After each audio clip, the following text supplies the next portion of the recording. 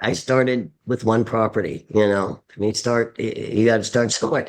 And again, it is a long game. It's a journey. It's not a race. I mean, you're not going to be there in a year. You build on it. Again, like these building blocks of this, to create wealth. So that's how I see real estate investing. It takes patience and it takes planning and a strategy or and set up goals, that kind of thing. So I mean, if somebody's just getting started, sometimes it's probably only going to be one property. I mean, you got to have the down payment right for it, and using loans. I wanted to also say, those cash out refis you've talked about. I've done that. I did 6 at one time, I think, and to get the lower 2021 rates. So you want to kind of use all these tools like the 1031 exchange as you're scaling up. Once you've invested in a property or two, um, just kind of use those tools like the 1031 if you're wanting to sell something or have something else to sell. The cash out refis to generate the cash. That's the hardest part about investing in real estate, is starting with the cash. I mean, and again, I started in a different time where you could take basically 90%, borrow 90%. So, I mean, I did an 80-10-10 loan and started in Austin with $20,000 investment with closing costs. It was all finance. I mean, that's not way loans really work as well today, but that was the Yeah. days of easy money, 2005.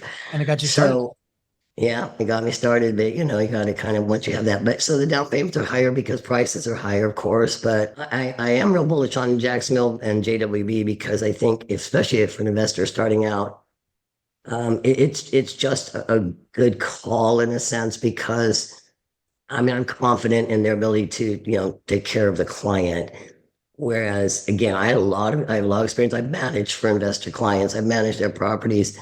So I probably have more expertise than most investors would have. And I just think could be very stressful if you end up with, a provider that, or a property management company in particular, where you're just not getting the same quality of service, Mm-hmm. or a real estate, person selling you something that's really not a good investment. I mean, it just kind of, there's a lot to it. You've got to have money saved up for expenses. I'm really big on also on keeping big reserves in place. How do you Well, think about reserves, properties. Renee? Like, how do like we talk about that a lot on the show, but Yeah. do you have like a rule of thumb of like $6,000 per property, or how do you kind of like think about reserves? You have a lot of property. Yeah. Well, I don't include my taxes and insurance payments with the mortgages on the finance property. So I basically pay those myself. That's how I like to do it. So I leave the money I'm in separate account, Jacksonville account. I mean, not including what JWB reserves per property, but I intend, as the year begins each year,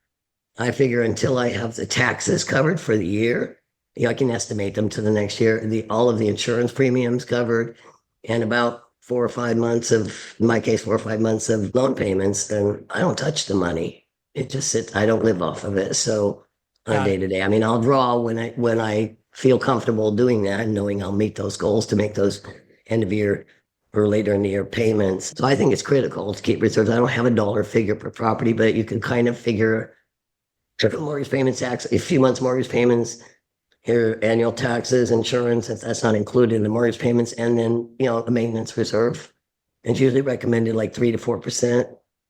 And I do keep larger amounts because there are bigger ticket things that can come up. I just like the idea of having the money there, not having to say, oh, no, I have to take it out of this account or my living expenses or something like that.